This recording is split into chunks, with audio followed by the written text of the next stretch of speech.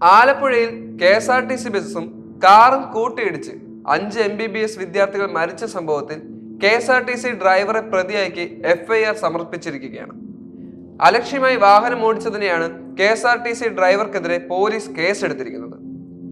ആദ്യ വിവരപ്രകാരമാണ് FIR register ചെയ്തതെന്ന് police വിശദീകരണം നൽകുകയും ചെയ്തു.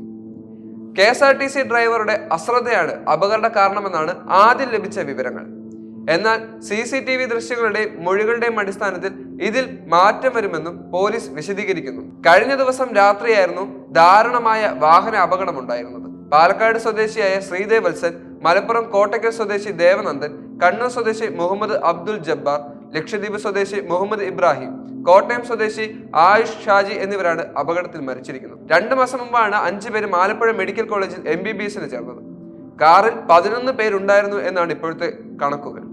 ആലപ്പുഴയിലേക്ക് സിനിമയ്ക്ക് പോകുകയായിരുന്നു യുവാക്കൾ. ഇവർ സഞ്ചരിച്ചിരുന്ന കാർ നിയന്ത്രണം തെറ്റി എതിരെ വന്ന KSRTC സൂപ്പർ ഫാസ്റ്റ് ബസ്സിലേക്ക് ഇടിച്ചു കയറുകയായിരുന്നു. കാർ വെട്ടിപ്പൊളിച്ചാണ് വിദ്യാർത്ഥികളെ പുറത്തെടുത്തിരുന്നത്. കാറിലുണ്ടായിരുന്ന മറ്റ് 6 പേർ ചികിത്സയിൽ തുടരുകയാണ്. ഇതിൽ 2 പേരുടെ നില അതീവ ഗുരുതരമാണ്. ബസ് യാത്രക്കാരായ 2 സ്ത്രീകളും അപകടത്തിൽ പരിക്കേറ്റ് ചികിത്സയിലാണ്. വാഹന അപകടത്തിലേക്ക് നയിച്ച് പ്രതികൂല കാലാവസ്ഥയും ഡ്രൈവിംഗിലെ പരിചയക്കുറവുമാണെന്ന് ഗതാഗത വകുപ്പിന്റെ കണ്ടെത്തൽ.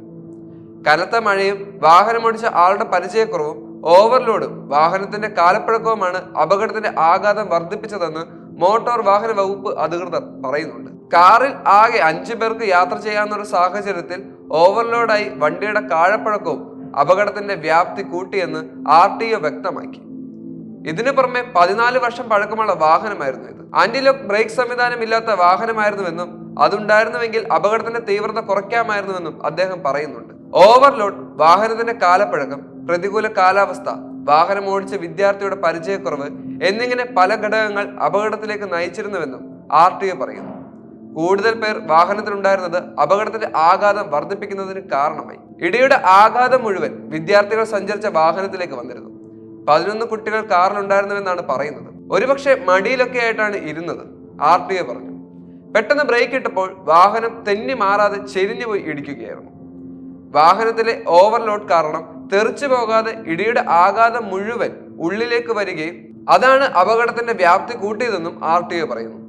തെറിച്ചു പോയിരുന്നുവെങ്കിൽ ആഘാതം കുറയുമായിരുന്നുവെന്നും മഴ പെയ്തും വാഹനം തെന്നി മാറാനുള്ള പ്രധാന കാരണമായത്. ഡ്രൈവറുടെ പരിചയക്കുറവും കാരണമായിട്ടുണ്ട്. വണ്ടി ആരുടേതാണെന്ന്, എന്തിനാണ് ഇവർ എടുത്തതെന്നും ഇവരുമായുള്ള ബന്ധം, മറ്റുള്ള കാര്യങ്ങൾ അന്വേഷിക്കേണ്ടതാണ്. റെന്റ് എ ക്യാബ് സൗകര്യം കേരളത്തിലുണ്ട്. അത് നിയമപരമായിട്ടുള്ളതാണ്. എന്നാൽ ഇത് അങ്ങനെയല്ല. സ്വകാര്യ വാഹനം വിട്ടുകൊടുത്തതാണ്. ഇൻഷുറൻസ് ഉള്ള വണ്ടിയാണ്. 14 വർഷം പഴക്കമുള്ള വാഹനമായതിനാൽ തന്നെ ആന്റി ലോക്ക് ബ്രേക്കിംഗ് സിസ്റ്റം ഈ വാഹനത്തിലില്ല. അതിനാൽ തന്നെ പെട്ടെന്ന് ബ്രേക്ക് ഇട്ടപ്പോൾ വീൽ ലോക്കായി. അങ്ങനെ സംഭവിച്ചാൽ വാഹനം ചെരിയും. ഇതും അപകടത്തിന് കാരണമായിട്ടുണ്ടാകും. പഴയ വണ്ടി ആയതിനാൽ തന്നെ അമിത വേഗതയ്ക്കുള്ള സാധ്യതയില്ല. അപകടത്തിന്റെ ദൃശ്യങ്ങൾ കൃത്യമായി തന്നെ പരിശോധിക്കും, അദ്ദേഹം പറയുന്നു. എന്തോ കണ്ട് വാഹനം വലത്തോട്ട് തിരിച്ചെന്നാണ് മൊഴി. ഇത് പരിശോധിക്കും. പ്രത്യേകിച്ചൊന്നും തടസ്സമായി നിന്നതായി കാണുന്നില്ല. മാത്രമല്ല, അമിത വേഗത്തിൽ വാഹനം ഓടിക്കാൻ പറ്റാത്ത ഒരു സ്ഥലമാണിത്.